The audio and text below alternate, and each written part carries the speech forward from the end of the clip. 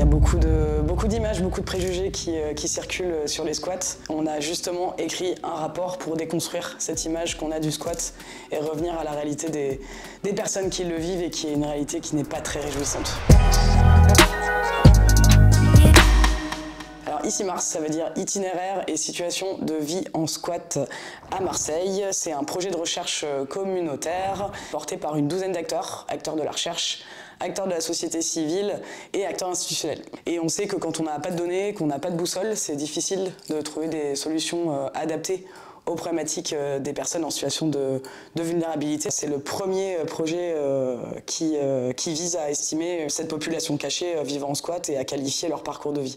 On a rencontré près de 400 personnes qui vivaient en squat, on leur a administré un questionnaire et on a aussi mené tout un tas d'entretiens qualitatifs auprès de personnes vivant en squat et auprès d'acteurs et d'actrices agissant auprès de cette population. Il y a beaucoup d'images, beaucoup de préjugés qui circulent sur les squats. Ça va être une personne qui décide d'aller vivre en squat, qui va délibérément occuper un appartement, un bel appartement dans le centre-ville riche de Marseille et qui ne voudra plus en sortir. Pourquoi il y a des squats à Marseille? C'est assez simple. Saturation du parc de logement, notamment du parc de logement social. Saturation du parc d'hébergement d'urgence. Le squat devient donc pour beaucoup de personnes la seule solution alternative à la rue. C'est là aussi où on déconstruit très certainement un petit peu l'image qu'on pourrait avoir des squats dans cette étude. Déjà, il faut rappeler qu'on parle d'appartements insalubres, vraiment indignes, bien souvent dans des grands ensembles ou des grandes copropriétés dans les arrondissements du nord de Marseille et où appartements diffus dans les quartiers les plus pauvres du centre-ville de Marseille. On parle de personnes qui souvent alors payent un loyer et ou payent un droit d'entrée pour vivre dans ces squats. Pour plus de 40% vivent sans eau chaude, vivent sans chauffage. Pour plus de 60% vivent aussi avec des nuisibles, punaises de lit, cafards. Et pour la majorité aussi, évidemment, dans des lieux de vie qui sont suroccupés.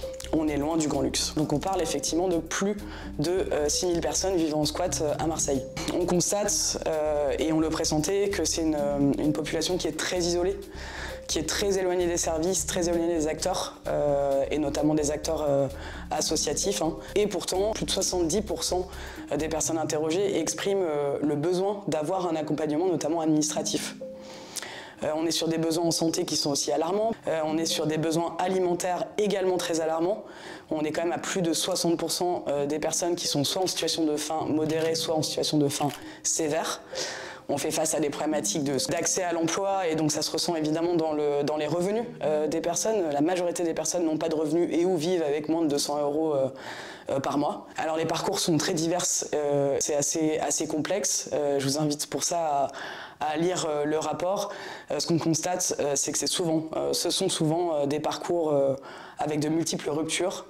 Également souvent des parcours d'exil qui mènent au choix subi de vivre en squat. Et d'ailleurs, on voit que bien souvent, le squat est le premier lieu de vie à l'arrivée à Marseille.